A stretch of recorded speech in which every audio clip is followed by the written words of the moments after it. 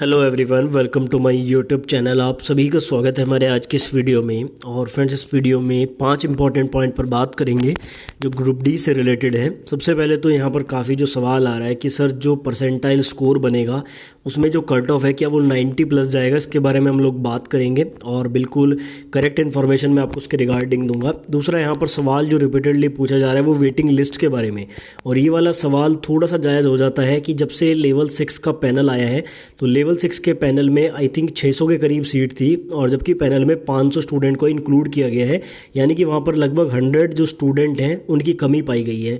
तो वहाँ से भी सवाल उठता है कि क्या वेटिंग लिस्ट बनेगी या नहीं बनेगी, ग्रुप डी में वेटिंग लिस्ट का कैसे प्रावधान रहेगा, उसके बारे में आपको डिटेल में जानकारी दूंगा। उसके बाद यहाँ पर देखिए रैंक आईक्यू के स्कोर के बारे में बहुत चर्चा हो रही है कि रैंक आईक्यू पर जो स्कोर बताया जा रहा है वो बहुत सही है। उसके बारे में आपको बताऊँगा कि कितना स्कोर वहाँ पर सही है और क्या उसकी सच्चाई है, उसके बारे में थोड़ा डिस्कस करेंगे। नेक्स्ट हमारा जो पॉइंट रहेगा वो आंसर की को लेकर रहेगा।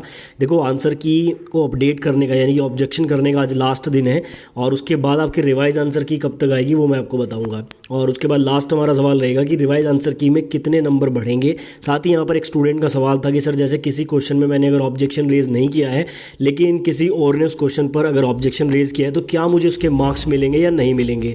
तो ये कुछ इंपॉर्टेंट पॉइंट है जिनको हम लोग इस वीडियो में डिस्कस करेंगे। वीडियो में आपको लास्ट तक बने रहना है, पूरी जानकारी आपको इस वीडियो में मिलेगी। और चैनल को अभी तक आप लोगों ने सब्सक्राइब नहीं किया है तो चैनल को सब्सक्राइब करके आप बेल आइकन को जरूर प्रेस करें। इस वीडियो में आगे बढ़ने से पहले आपको टेक्स्ट बुक का दिवाली ऑफर के बारे में बताना चाहूँगा।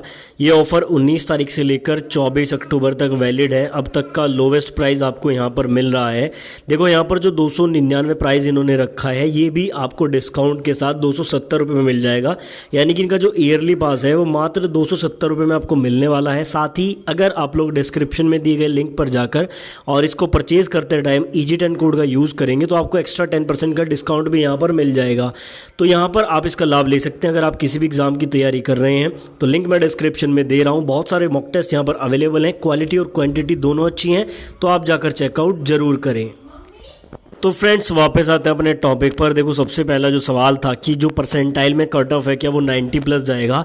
काफ़ी जगह या फिर काफ़ी चैनल्स पर ऐसा दिखाया जा रहा है कि जो परसेंटाइल स्कोर है वो 98 99 तक जाएगा।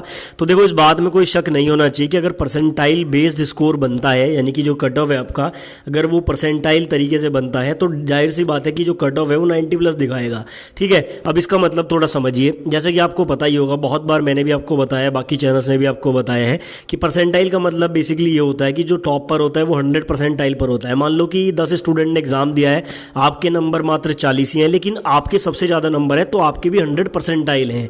ठीक है, तो ये आसान से एग्जाम्पल से आप समझ सकते हैं कि जो स्कोर बनेगा यानी कि परसेंटाइल में जो कट ऑफ दिखाएगा वो 90 प्लस जाएगा, 98 भी जाएगा, 95 भी जाएगा कुछ जोन का। तो इसको लेकर आपको घबराना नहीं है, क्योंकि परसेंटाइल बनेगा आपके रो मार्क्स के आधार पर ही। तो रो मार्क्स यहाँ पर मेन मैटर करता है, बाकी परसेंटाइल 90 प्लस जाएगा, उससे आपको कोई खतरा नहीं है।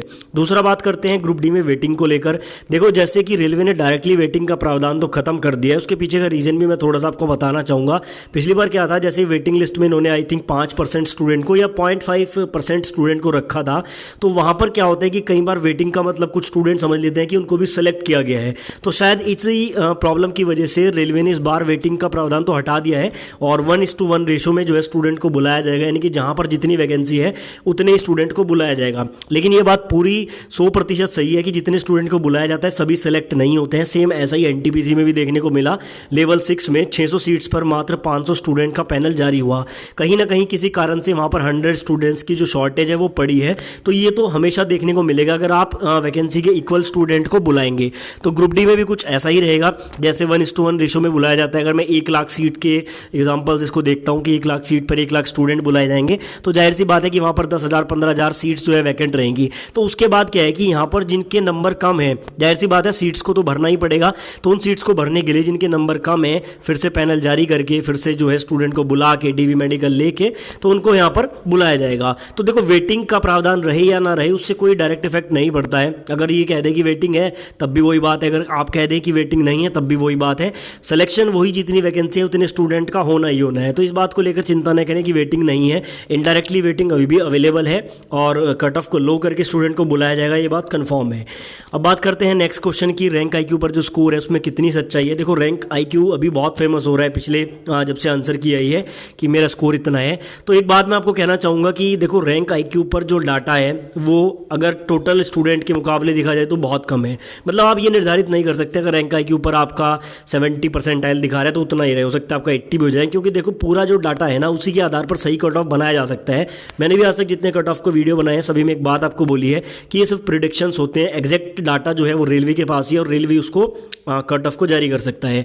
तो रैंक आईक्यू पर आप स्कोर देख रहे हैं, जिसका अच्छा स्कोर आ रहा है वो खुश हो रहा है, जिसका कम स्कोर आ रहा है वो थोड़ा दुखी हो रहा है। तो यहाँ पर आपको ना ज़्यादा खुश होने की जरूरत है और ना ही दुखी होने की जरूरत है, क्योंकि रैंक आईक्यू पर इतना बड़ा डाटा भी नहीं है कि वो एग्जैक्ट कट ऑफ आपका बता दें। ठीक है, बाकी फिर भी है कि मन को तसल्ली देने के लिए आप लोग अपना वहाँ पर स्कोर चेक कर सकते हैं, लेकिन मैं उसको पूरी तरह से सत्य नहीं मानता हूँ। बात करते हैं अगले क्वेश्चन की कि रिवाइज आंसर की कब तक आएगी।